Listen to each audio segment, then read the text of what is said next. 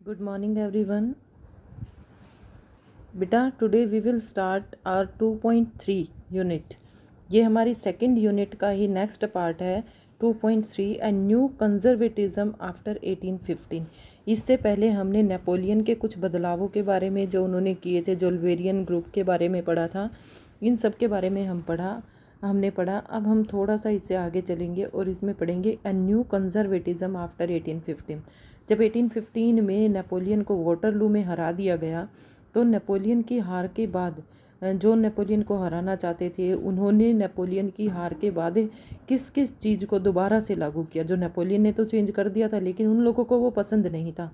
फिर उन्होंने उसमें क्या क्या बदलाव किए। सबसे पहले जो ये कंजर्वेटिज्म ग्रुप हम पढ़ रहे हैं, कंजर्वेटिज्म का मतलब क्या होता है उसके बारे में हम पढ़ेंगे।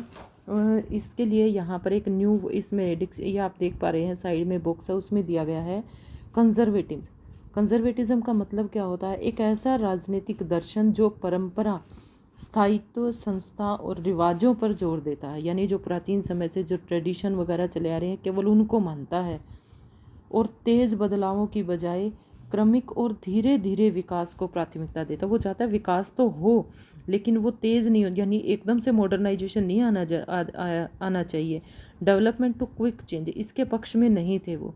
यानी एक तरह से हम कह सकते हैं कि वो रूढ़िवादी विचारों को मानने वाले लोग होते थे। तो यहाँ से देखेंगे अपना following the defeat of Napoleon in 1815। ये आपसे पूछा जा सकता है कि नेपोलियन की हार कब हुई, तो 1815 में किन किन लोगों ने उसको मिलकर हराया, ये आगे देखेंगे। European governments were driven by the spirit of conservatism, रूढ़िवादी भावना वहाँ चल रही थी। Conservatives believed that establishment traditional institution of state and society like the monarchy, the church, social hierarchies, property and family should be preserved। यानी वो हमने पहले ही यहाँ पे पढ़ा था बुक्स में जो दिया गया था कि जो कंजर्वेटिज्म होते थे वो प्राचीन भावनाओं को मानने वाले लोग होते थे। वो चाहते थे कि राज्य और समाज के स्थापित पारंपरिक संस्थाएं जैसे राजतंत्र, सामाजिक ऊंच नीच, चर्च, संपत्ति और परिवार को बनाए रखना चाहिए। Most conservatives, however, did not propose a return to the society or pre-revolutionary days. Rather, they realized form of changes initiated by Napoleon. The modernization could in fact strengthen traditional institutions like the monarchy. अब वो चाहते थे कि जो Napoleon के द्वारा जो बदलाव किया गया था वो पहले के दौर में वापसी नहीं चाहते थे। नेपोलियन द्वारा जो शुरू किए गए परिवर्तनों से उन्होंने यह जान लिया था कि जो मॉडर्नाइजेशन है वो राजतंत्र जैसी पारंपरिक संस्थाओं को मजबूत बनाने में सक्षम तो था, पर नेपोलियन एकदम तीव्र गति से जो उसमें बदलाव हो रहा था वो ठीक नहीं था। वह राज्य को ताकत और ज़्यादा कारगर और मजबूत बना सकता था जो नेपोलियन ने किया। A modern army and efficient bureaucracy, a dynamic economic and abolition of feudalism and serfdom also strengthened the autocratic monarchies of Europe। अब वो चाहते थे कि एक आधुनिक सेना, कुशल नौकरशाही, गतिशील अर्थव्यवस्था, सामंतवाद, भूदासत्व की संपत्ति यूरोप के निरंकुश राजतंत्रों को शक्ति प्रदान कर सकते थे। यानी ये लोग अभी भी मॉडर्न नहीं होना चाहते थे, अभी ये मोनार्की सिस्टम में ही फंसे हुए लोग थे। मोनार्की सिस्टम को ही आगे बढ़ाना चाहते थे ये लोग। अब देखेंगे यहाँ से इन 1815 रिप्रेजेंटेटिव ऑफ यूरोपियन पावर्स कौन कौन थे वो लोग जिन्होंने मिलकर नेपोलियन को हराया था। वो था ब्रिटेन, रशिया, पर्शिया और ऑस्ट्रिया। याद रखना है बेटा अपने ये चारों नाम, मोस्ट इम्पोर्टेंट नेम है ये। ब्रिटेन, रशिया, पर्शिया और ऑस्ट्रिया। ऑस्ट्रेलिया नहीं है ये, ऑस्ट्रिया है।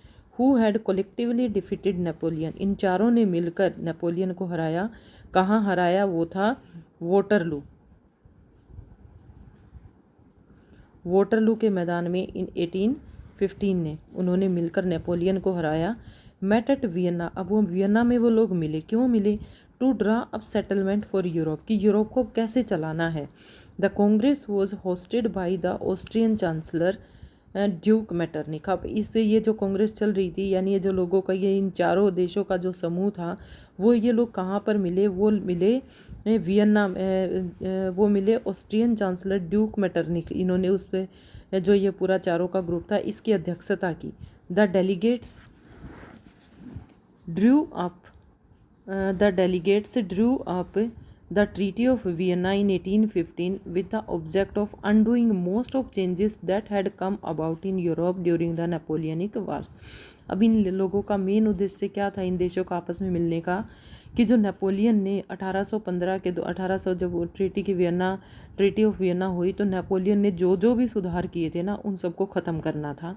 जबकि हम सभी जानते हैं कि नेपोलियन ने जो सुधार किए थे वो एक तरह से अच्छे थे, देश को मॉडर्न करने वाले थे, लेकिन ये उनको मानना नहीं चाहते थे। The Bourbon dynasty which had been deposed during the French revolution. अब ये भी देखो कि जो फ्रेंच रेवोल्यूशन हुआ उस समय कौन सी डायनेस्टी पूरी तरह से ख़त्म कर दी गई, वो थी बुर्बो डायनेस्टी। अब वो लोग ये चारों देश आपस में मिलके बुर्बो डायनेस्टी को दोबारा से राजतंत्र बनाना चाहते थे। Had been depressed during the French revolution was restored to power after and France lost of territories it had annexed under Napoleon. और इसका मेन उद्देश्य एक तो ये था कि बुर्बो डायनेस्टी को लाना था, और ऑस्ट्रिया बुर्बो डायनेस्टी को उन्होंने स्थापित कर ही दिया था। ये लोग बुर्बो को तो दोबारा से चाहते ही थे, और हिटलर के द्वारा जो किया गया था, फ्रांस ने उन इलाकों को खो दिया जिन पर कब्जा उसने नेपोलियन के अधीन किया था। यानी फ्रांस ने जब नेपोलियन होता था तो जब जो भी जहाँ पर एनेक्स्ड किया था, कब्जा किया था, उनको भी खो दिया। A series of states were set up on the boundaries of France to prevent French expansion in future। और जो फ्रांस था, क्योंकि जो नेपोलियन था वो फ्रांस का ही था, उसने फ्रांस पर जो आगे बढ़ा रहा था, फ्रांस की सीमाओं को विस्तार कर रहा था, उन सब पर भी उन्होंने बैन लगा दिया कि ताकि फ्रांस फ्यूचर में फ्रांस अपनी सीमाओं को बढ़ा ना सके। Thus the kingdom of the Netherland which include Belgium was set up in the north and Genoa was added to Piedmont in the south. इस तरह से जो फ्रांस की जो सीमाएं लगती थी, एक तरह से हम ऐसा कह सकते हैं फ्रांस का जो मैप था, तो एक तरफ किसी देश को स्थापित कर दिया गया, एक तरफ इधर से इधर से इधर से, यानी चारों तरफ से फ्रांस को एक तरह से हम कह सकते हैं घेर लिया गया, ताकि फ्रांस भविष्य में ना इधर फैल सके, ना इधर फैल सके, ना इधर और ना इधर।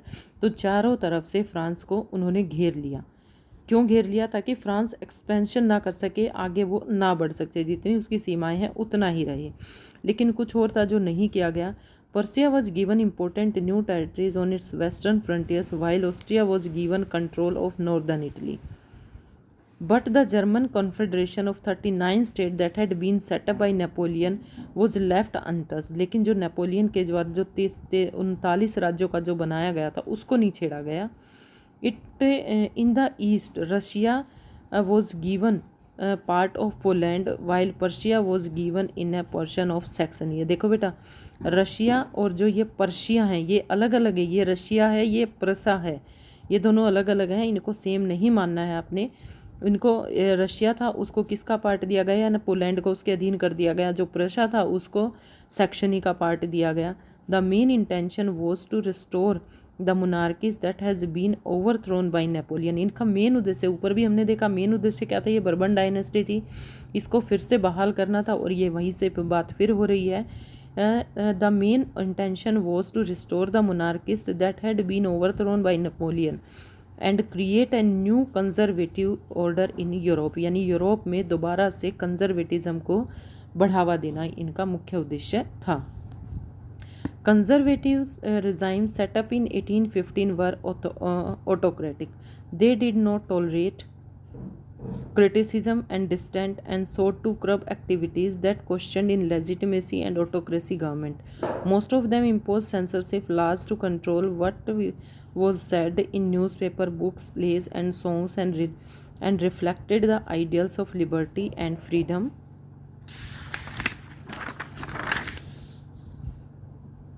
Associated with the French Revolution, the memory of the French Revolution nonetheless outspeak liberals. One of the major issues taken by the liberal nationalists who criticized the new conservative order was freedom of the press. अब ये जितना भी सारा किया गया था 1815 में, जो रूढ़िवादी शासन व्यवस्थाएं थी वो निरंकुश थी, यानी वो अपने ऊपर किसी का अंकुश नहीं चाहती थी, कोई भी उनको कुछ कह नहीं सकता था। वे आलोचना और असहमति, यानी कोई भी लोग अगर उनकी आलोचना करे तो वो उनको बर्दाश्त नहीं होता था, और उन्होंने इन गतिविधियों को दबाना चाहा जो निरंकुश सरकारों की वैधता पर सवाल उठाती थी। ज़्यादातर सरकारों ने सेंसरशिप के नियम बनाए जिनका उद्देश्य अखबारों, किताबों और गीतों में व्यक्त उन बातों पर नियंत्रण लगाना था जिससे फ्रांसीसी क्रांति से जुड़े स्वतंत्रता और मुक्ति के विचार झलकते थे। लेकिन फिर भी फ्रांसीसी क्रांति की स्मृति उदारवादियों को लगातार प्रेरित करती रही।